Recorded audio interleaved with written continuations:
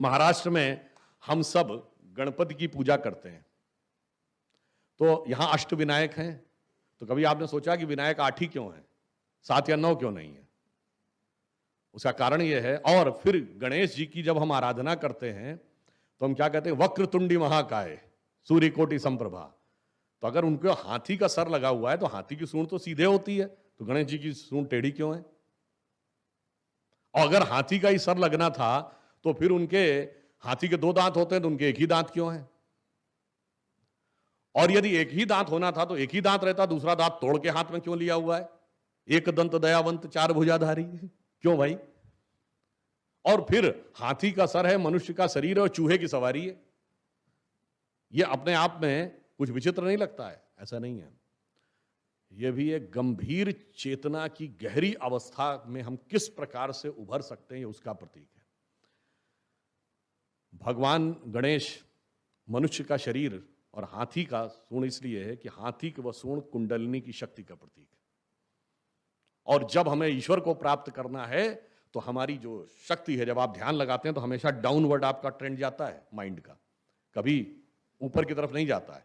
जब हम अपनी आंतरिक चेतना की शक्ति को डाउनवर्ड से अपवर्ड करेंगे तब यात्रा शुरू होगी। इसलिए सदैव उनकी सूंड ऊपर की तरफ।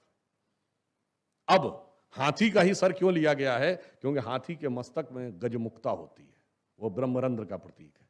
चूहे की सवारी इसलिए है कि चूहा हमेशा जमीन के अंदर जाता है, तो हमें अगर उतरना है तो अपने धरातल के अंदर के धरातलों पे उतरना पड़ेगा। वहां से जाके हमें वह नए आयाम मिलेंगे।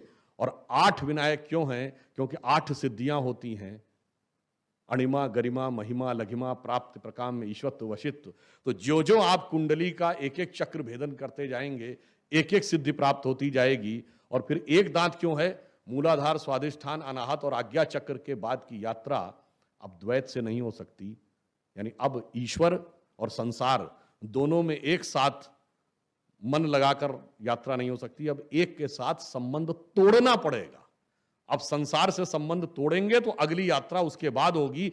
इसलिए 2 दांत की बजाय एक दांत है और एक दांत भी टूटा हुआ है।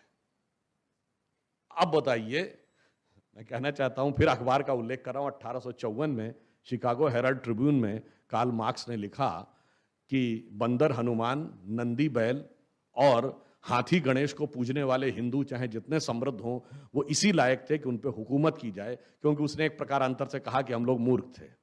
अब बताइए, भगवान गणेश में हाथी गणेश का क्या अर्थ है, ये समझने के लिए हम मूर्ख हैं या मार्क्स मूर्ख थे?